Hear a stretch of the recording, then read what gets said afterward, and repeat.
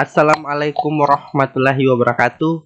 Sahabat pecinta matematika di mana saja berada, adik-adik SMA Negeri 1 di bawah dan adik-adik SMA khususnya untuk kelas 11 di mana saja berada, yang saat ini insya Allah masih dalam keadaan sehat walafiat dan tetap semangat menuntut ilmu walaupun kita masih dalam keadaan pembelajaran jarak jauh. Nah adik-adik, pada video kali ini merupakan lanjutan dari video sebelumnya, ya masih dengan konsep limit, ya masih dengan pembahasan mengenai limit yang kalian akan dapatkan dengan yang pada video kali ini adalah salah satu metode penyelesaian limit. Nah,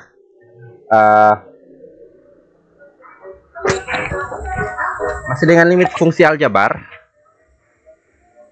ya masih dengan limit fungsi aljabar dan KD-nya masih sama, KD 3.7, yaitu menjelaskan limit fungsi aljabar baik fungsi polinom dan fungsi rasional secara intuitif dan sifat-sifatnya serta menentukan eksistensinya.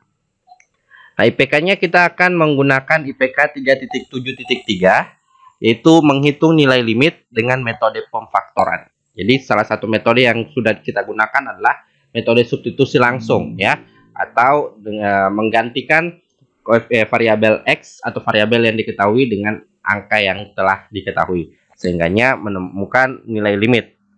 Apabila limit substitusi itu bisa digunakan apabila memenuhi syarat, yaitu bukan 0 per 0, ya, hasil yang didapatkan dari limit substitusi. Nah, IPK ini 3.7.3 itu kita akan menghitung nilai limit dengan metode pemfaktoran. Pemfaktoran seperti apa? Saya rasa pemfaktoran itu sudah adik-adik dapatkan dari materi kelas 10 malahan, ya. Dan SMP malah sudah ada yang namanya pemfaktoran. Jadi kita akan menggunakan konsep pemfaktoran untuk menyederhanakan bahkan menentukan nilai limit dari suatu masalah yang diberikan.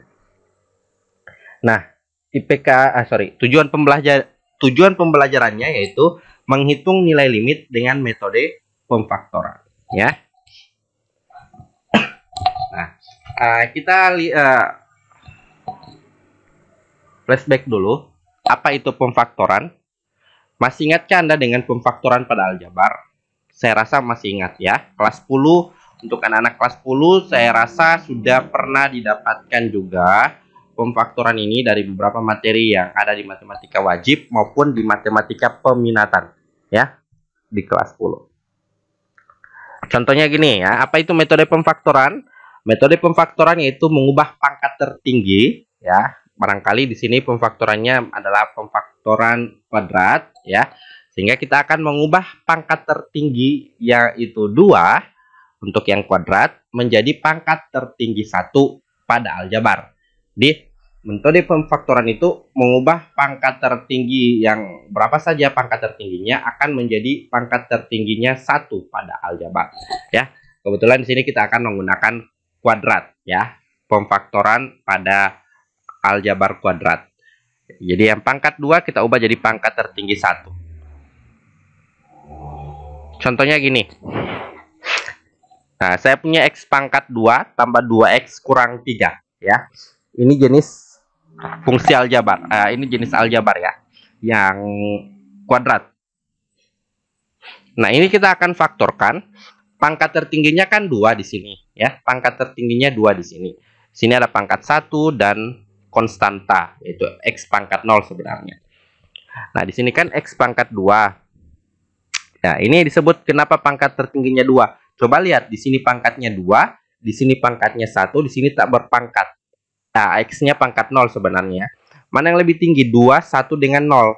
Ya, 2. Jadi bisa dikatakan ini suatu aljabar yang berbentuk kuadrat, karena pangkat paling besarnya yaitu pangkat 2. Sedangkan ini hanya 1 dan 0.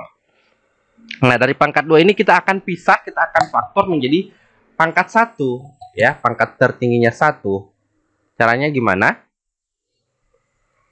Nah, dia akan menjadi X tambah 3 kali X kurang 1. Caranya adalah gimana, ya? Caranya gimana? Kita ditanyakan, tanda tanyanya lah banyak ini, 1 2 3 4 5 6 7 tanda tanya. Ya, kenapa jadi X tambah 3 kali X kurang 1? Nah, caranya gimana? Nah, ini caranya, ya. Yang pertama adalah kalikan angka di ujung-ujung. yaitu 1 kali negatif 3. Oke, ini kan angka di depan di depan ini adalah 1 ya. Kenapa tidak dituliskan 1? Iya, kalau dia koefisiennya 1, itu tidak perlu dituliskan ya. Koefisien dari variabel yang nilainya 1 tidak perlu dituliskan. Ya, jadi kalau misalkan ada variabel yang posisinya tidak memiliki koefisien, padahal dia di situ bisa dikatakan koefisiennya itu adalah 1 ya, tapi tidak dituliskan. Begitupun pangkat, kayak ini ya. Pangkatnya adalah pangkat 1 sebenarnya, tapi tidak dituliskan. Kita ada tapi tak terlihat. Ya, dia ada tapi tak terlihat. Kita kalikan di sini 1 di ujung-ujung ya. Kita kalikan angka di ujung-ujung. Di sini angkanya 1, di sini angkanya negatif 3. Jadi 1 kali negatif 3 hasilnya negatif 3. Jadi 1 kali negatif 3 hasilnya negatif 3. Habis itu kita akan ambil angka di tengah, yaitu positif 2. Jadi setelah kita kalikan yang di ujung-ujung, kita ambil yang di tengah, yaitu positif 2 ya. Kalikan yang ujung-ujung, ambil yang di tengah. Nah sekarang caranya adalah angka yang ketiga dikali hasilnya di bagian 1 ya. Cari angka atau kita akan mencari angka yang ketika dikali hasilnya ada di bagian ini ya. Cari angka yang ketika dikali hasilnya menjadi negatif 3 atau di bagian 1 ini ya. Dan jika dijumlahkan hasilnya jadi bagian 2 yaitu positif 2. Jadi cari angka yang ketika dikali negatif 3 ketika dijumlahkan adalah positif 2. Berapa kira-kira ya? Ini. Di titik-titik kali titik-titik sama dengan negatif 3. Dan titik-titik tambah titik-titik hasilnya positif 2. Itu maksudnya ya. Jadi hasil kali itu ada di sini ya. Jadi ketika kita kalikan hasilnya 1 kali negatif 3. Kemudian angka yang di tengahnya adalah positif 2. Jangan terbalik ya, jangan terbalik. Jadi ini dikali ya, dikali. Nah, kita cari angka yang ketika dikali hasilnya negatif 3, tapi kalau dijumlahkan hasilnya positif 2. Ya, kira-kira berapa dia? Kira-kira. Kita lihat berapa? Benarkah jawaban kalian? Ya, 3 dengan negatif 1. Coba kita lihat. 3 kali negatif 1 hasilnya negatif 3 ya. 3 kali negatif 1 hasilnya negatif 3. Kemudian 3 tambah negatif 1. Yang positif kali negatif jadinya negatif.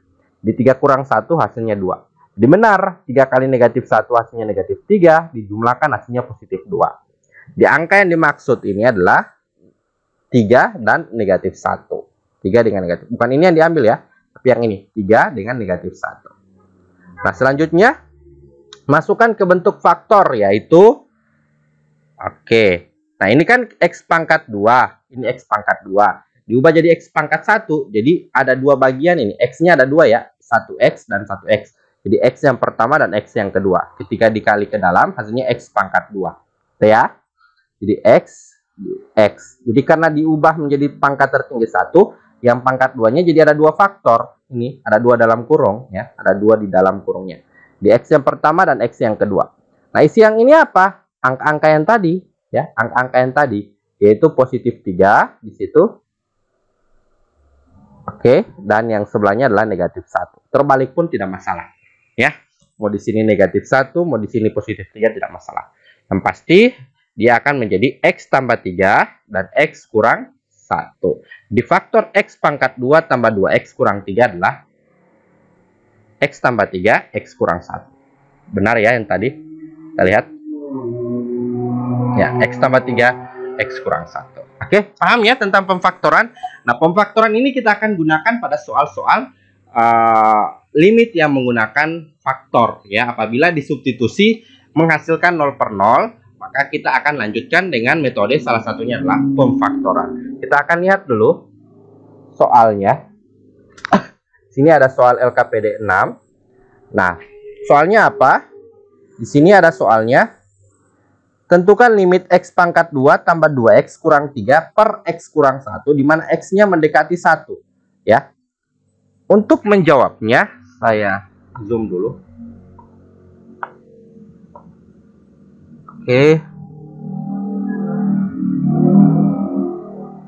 Saya zoom lagi.